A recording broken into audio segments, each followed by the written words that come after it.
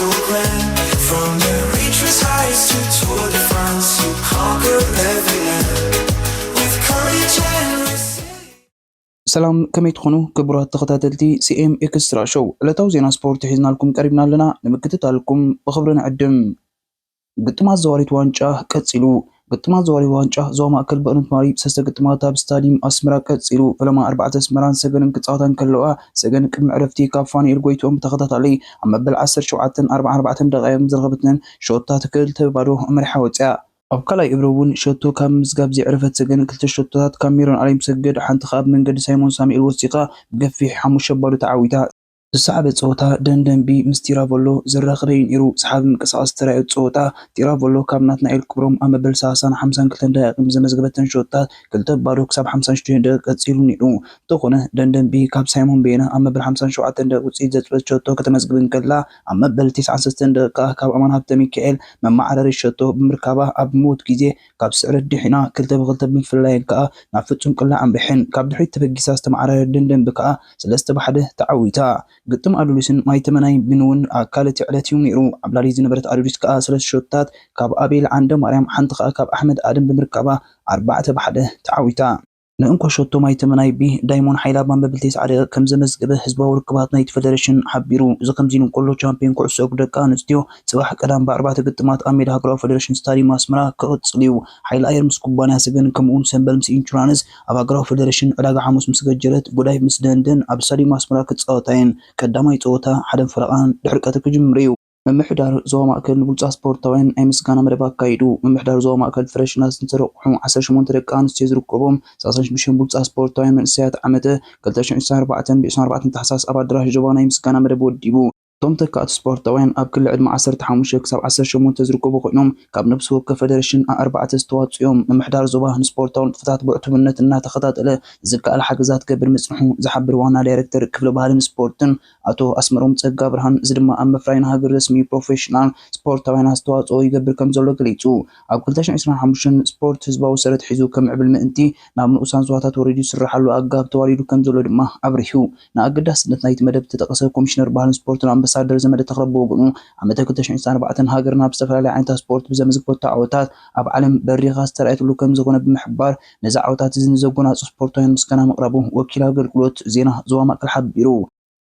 ብዙሓት ክለባት ንኣንቶኒ ንምፍራም ይፅበያ ወኪል ብራዚላዊት ከዓይ ማንቸስተር ዩናይትድ ኣንቶኒ ብዙሓት ክለባት ንኣንቶኒ ንምፍራም ይሓታ ከም ዘለዋ ገሊፁ ሓይሊ ክለባት ኣብ ወርሒ ጥሪ ንኣንቶኒ ንምፍራም ሓቲተን እየን ክብል እቲ ወኪል ድሕሪ ምግላፁ ክለባት ኩነታት ተፃዋታይ ክፈልጣን ሓይሊ ተገዳስነት ከም ዘለዎን ገሊፁ እቲ ወኪል ወሲኹ ክለብ ማንቸስተር ዩናይትድ ንኣንቶኒ ክሸጦ ድያ ውላስ ብልቕሕ ክሰዶ ሌታ ከም ዘይሓበረቶ ገሊፁ እዚ ብራዚላዊ ተፃዋታይ ኣንቶኒ ቅድሚ ዓመታት ካብ ኣያክስ ብዓቢ ናይ ዝውውር ሕሳብ ናብ ማንቸስተር ዩናይትድ ተፀንቢሩ እኳ እንተነበረ ከምቲ ዝግባእ ነታ ጋንታ ኣየገልግልን ዘሎ ገጢምና ዘሎ ብድሆ ግን ኣይተወድእን ኣሞሪም ኣሰልጣኒ ማንቸስተር ዩናይትድ ሩበን ኣሞሪም ጋንቱ ፀገማት ከም ዘጋጥማ ገሊፁ እቲ ኣሰልጣኒ ኣብዚ ቀረባ እዋን ኣብ ልዕሊ ኤቨርተን 4-0 ድሕሪ ምዕዋቱ ኣብ ዝሃቦ ርእቶ ከቢድ ፀገም ኣብ ቅድሜና ይመፅእ ኣሎ ኢሉ ድሕሪ ናይ ታለይቲ ስዕረት ሩበን ኣሞሪም ኣቐዲመ ኣፀጋሚ እዋን ከም ዝመፅእ ገሊፀ ነይረ ኢሉ ግን ግዜ የለና ኣሎ ኢሉ እቲ ኣሰልጣኒ ብዛዕባ ራሽፎርድ ኣብ ፀወታ ወፃኢ ምዃኑ ምስተሓተተ ዝገበሮ ዘለኹ ነታ ክለብ ፅቡቕ ነገር እዩ ደው ኣየብልኒ ክብል ተሪር መልሲ ሂቡ ቀፃሊ መደብ ፀወታ ማንቸስተር ዩናይትድ መን ክትረክብያ ኒውካስል ዩናይትድ ሊቨርፑል ኣርሰናል ኤፍኤ ካፕ ብተኸታታሊ ክትገጥመን መደብ ተሰሪዑላ ኣሎ ማቴዎስ ኩንሃ ናብ ኣርሰናል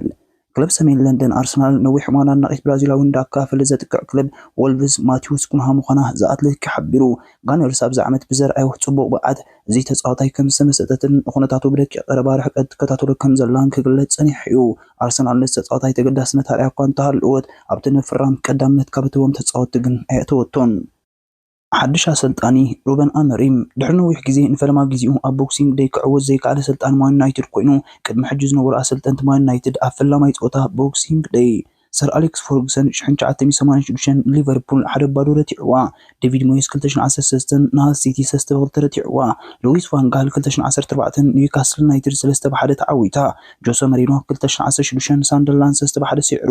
ኦሎ ጉናር ሶልሻየር 2018 ንሃደርስፊልድ ታውን 3-1 ረቲዕዋ ኤሪክ ተን ሃግ 2023 ንኣስቶን ቪላ 3-2 ረቲዕዋ ሩበን ኣሞሪም 2024 ወልቭስ 2-0 ተሳዒሩ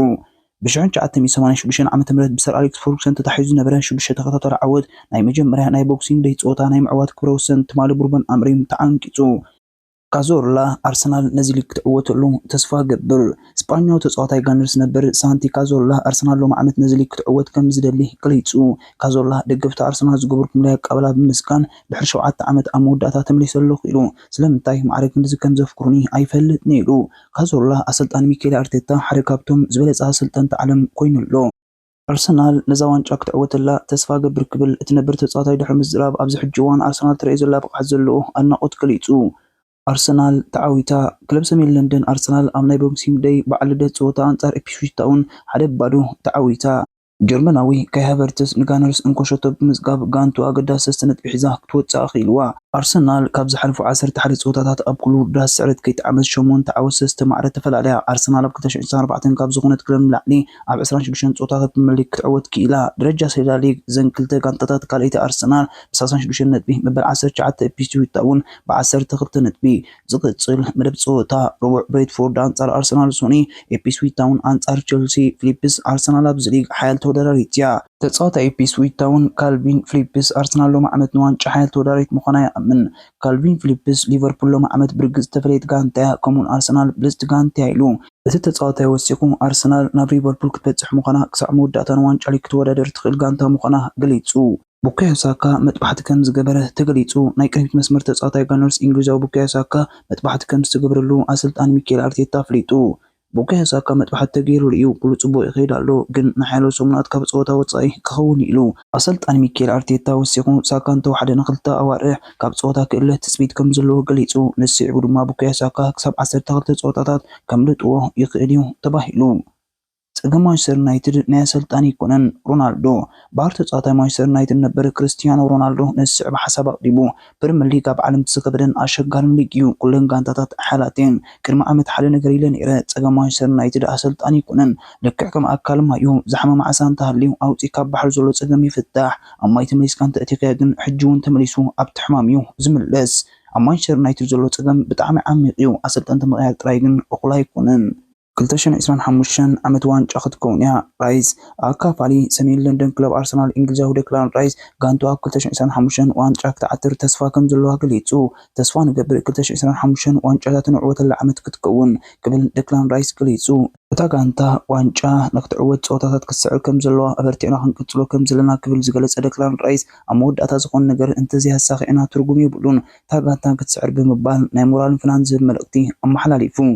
ንደገፍቲ ጽቡቕ ግብረ መልሲ ክህብ ይደሊ ኣሞሪም አሰልጣን ማንቸስተር ዩናይትድ ሩበን አሞሪም ደገፍቲ እታ ክለብ ጽቡቕ ነገራት ክህብ ከም ዝደሊ ገሊጹ ካብ ደገፍቲ ጽቡቕ ነገር የብለይን ዝበለ አሰልጣን ሩበን አሞሪም ካብዚ ዝመጻኹ ደገፍ ናይ ዝኾነ ሰብ ካሓታ ይኮንኩን መጽእ ደገፍቲ ኩሉ ዘለዎም ይሁን ኣለዉ ዓብ ደገፍ ይሁን ኣለዉ ወላ እንተሰዓርና የብራትዑን ኣለዉ ክብል ተሰልጣን ገሊጹ ደገፍቲ ወላ ሓንቲ ከሓተትኩም ጽቡቕ ግብረ መልሲ ክህቦም ዝደሊ ብሩኖ ፈርናንደዝ ኣብ ዝቕፅጾታ ድሕሪ ዘይምህላው ተኸቲሉ ሃርሞ ገይር ሓለቓ ጋንታ ክቕበሎ ድዩ ተባሂሉ ምስ ተሓተተ አሰልጣን ሩበን አሞሪም እቲ ሓለቓ ጋንታ መን እዩ ዝኸውን ኣብ መዓልቲ ፀወታ ክትርእይዎ ኢኹም ኢሉ ዝኸበርኩም ተኸታተልትና ንሕጂ ሒዝናልኩም ዘቕረብና ዕለታዊ ዜና ስፖርት እዚ ክትከታተልዎ ፅናሕኩም እዩ ኣብ ዝቕፅል ምክትታልኩም ኣይተቋርፁ ካልእ እውን ስለ ዘሎ ተን 4 ሕግታት ሼር ላይክ ኮመንት ሳብስክራይብ ኣይስለልዎን ወድሓንኩም አንበሳ ቢበዓል ስረ አንበሳ አንበሳ ቢበዓል ስረ አንበሳ አንበሳ ቢበዓል ስረ አንበሳ